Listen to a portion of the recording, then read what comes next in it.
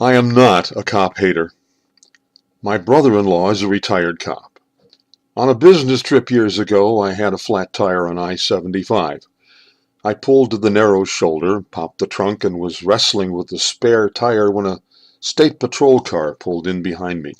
The two officers suggested I wait on the other side of the guardrail while they changed my tire.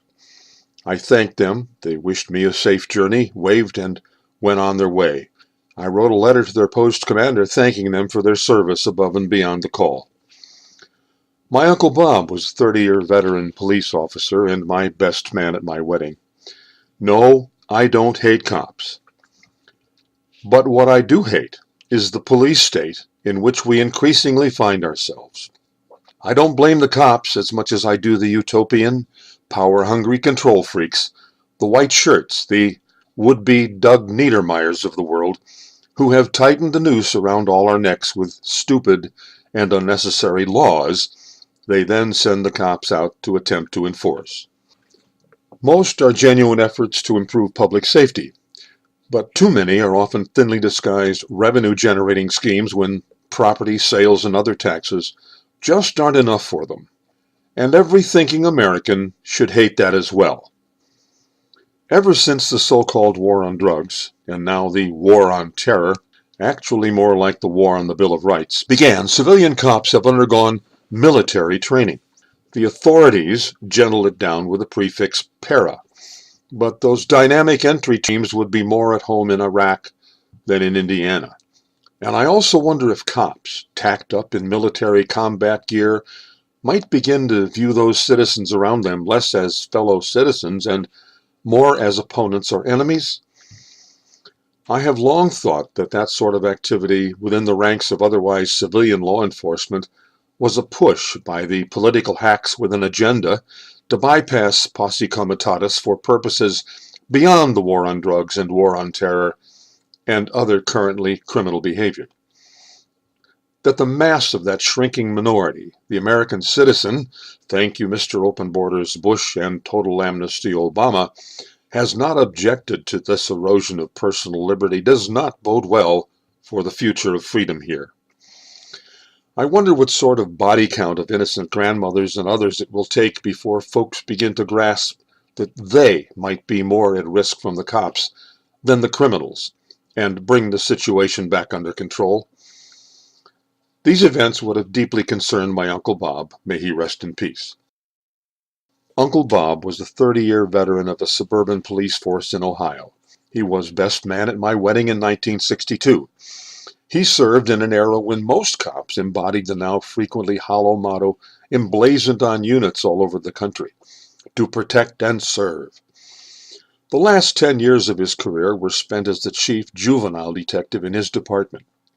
When he died, I recalled the stories over the years about how his timely and sometimes tough love intervention turned many of those kids around. I know that many officers still try to live by protect and serve today. I also know that there are officers out there who, despite the rulings by the Supreme Court that they have no obligation to specific individual citizens, see Warren versus D.C. for some fascinating and frightening reading on that, would stand between one of us and a bullet, and have. Having said that, I must also lament that some cops are, well, cowboys. Too many are simply power-mad megalomaniacs who would have dropped on the other side of the law had their lives drifted a degree or two off the course they did take. It is these clowns who can be seen in internet videos, shooting 4-pound chihuahuas or other non-threatening family pets, that give credence to the wry bit of humor that there is no situation that cannot be made worse by the presence of the police.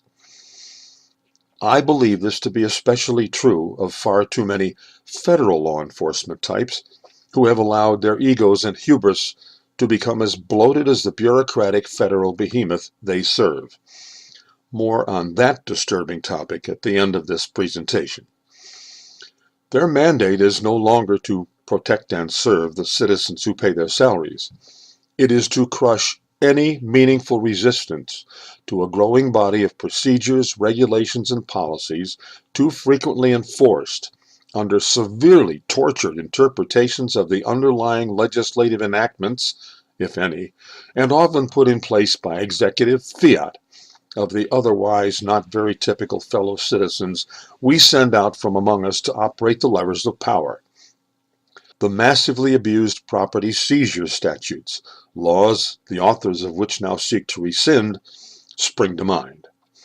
In short, we have a political and moral problem, largely because we have grown inattentive to the business of politics and morality. There is another serious problem behind this freedom-destroying trend. That is the weakening of our spiritual beliefs and the removal from the government schools of the instruction in the history of the rebellion against the tyranny of King George that led to the establishment of our Constitution and this republic. That instruction was the norm back in the 50s and 60s. Today, too many of our younger citizens either don't know or care that this place, America, was founded in a bloody revolution. And though they swore an oath to God to defend it, those of them who become public officials and police officers know little or nothing of the Constitution. Only the often unconstitutional statutes, regulations, and laws they are directed by the white shirts to enforce. A brief digression to explain that. At the end of each legislative session, Georgia publishes what used to be called the Legislative Summary. They probably still publish it. Your state probably has one as well. I was absolutely fascinated when I opened the first one I came across. Right there on page 1 was the following verbiage, quote, "No determination has been made as to the constitutionality of any of the legislative acts summarized herein," close quote. The statement was signed by the Legislative Council, their lawyer. This typical cover-your-ass behavior by politicians who think the Constitution is an Atlanta newspaper is all too common.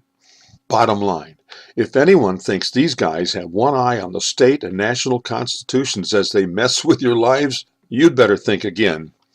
And if you believe something they've done violates the state or federal constitutions, well, you can pony up a few $100,000, hire one of their lawyer buddies, and take it to court. Neat, huh? Now you know why the lawyers have most of the dough. But I digress. One cannot help but wonder how the clear to anyone with half a brain criminality of the Clintons and Obama, and thus far their escape from justice, has played into the problem. There now seems to be a bright line between the easy, highly flexible, slap-on-the-wrist law for the rich, powerful, and connected, and the rigidly enforced law against even the tiniest victimless crimes committed by those of us further down the food chain. Does anyone in his right mind believe that will not engender added disrespect for all law? Could those things be a large part of the problem in some of the highly disturbing and deadly, on both sides, confrontations we have witnessed over the past years? Gordon Call, Ruby Ridge, Oklahoma City, Waco, Beck. This list will lengthen, and we'd all better pray that we will not be involved. Roman historian Tacitus warned that one could tell the level of corruption in a society by the number of its laws. Anyone doubt the level of corruption here? Am I the only one who thinks we're long overdue a serious review of the numbers of laws under which we are now forced to exist, and which are increasingly used not to assure our safety or well-being, but to command and control us and keep us in line? Only the most tyrannical and power-crazed members of law enforcement could possibly object to that. The modern counterparts of my Uncle Bob would not object. It is they, after all, who are most likely to catch that bullet, probably fired by someone who has symbolically screamed to himself, "I'm mad as hell and I'm not going to take it anymore," referred to earlier, when they sally forth to serve that flimsy warrant, make that bogus arrest, or kill citizens at the uncorroborated wrong address given them by some cocaine dealer angling for a deal. As this is recorded in February 2019, recently, armed with a no-knock warrant, one of their number obtained by lying to a judge, narcotics police broke down the door of 2 Houston citizens, shot and killed them, but not before they wounded 5 officers. One final thought, and perhaps the only solution that may work. You good cops know who the bad or stupid cops in your organizations are. If you're content with the thought that these bad cops, the trigger-happy cowboys, will continue to overstep and abuse their authority and citizens, driving unstable and or aggrieved citizens surrounding and outnumbering you to the sorts of killings of other good cops now on the increase, then do nothing. If, however, you good cops want to increase the odds that you will go home to the wife and kids at the end of your shift, you'd better do all you can to get the cowboys out of your department, and lobby very hard to see that the white shirts in command see that he never works as a law enforcement officer anywhere again, because all his identifying data goes into a registry available to every law enforcement agency in the nation. One final anecdote from 3 decades ago foreshadowed the federal level problems represented by Lois Lerner and the more recent mess at the FBI and DOJ. At a cocktail party back in the 80s, I struck up a conversation with Joe. I'd met him at 1 or 2 events previously. After my first encounter, Joe's neighbor and my boss at the time told me that Joe was an alcoholic who had just retired from 25 years for the IRS. Needless to say, I was guarded in expressing my political views to Joe, as the IRS had helped my dad into an early grave in 1977 at age 59 over a minor estate matter. Joe was deep into his cups at the function in question and began telling IRS war stories. Most had to do with clear cases of criminal conduct by not very nice people who were cheating other citizens. Joe, who was a few years short of 60, sounded to me like someone who enjoyed helping get bad people off the street, and I asked why he'd retired early. He told me that what he called the service had changed for the worse. Then I asked him about the new people coming in. He shook his head and actually teared up and said that many of them were really bad. I pressed him. Really bad meant incompetent? No, Joe said. Dangerous. They like to hurt people. It was then that I think I understood why Joe drank.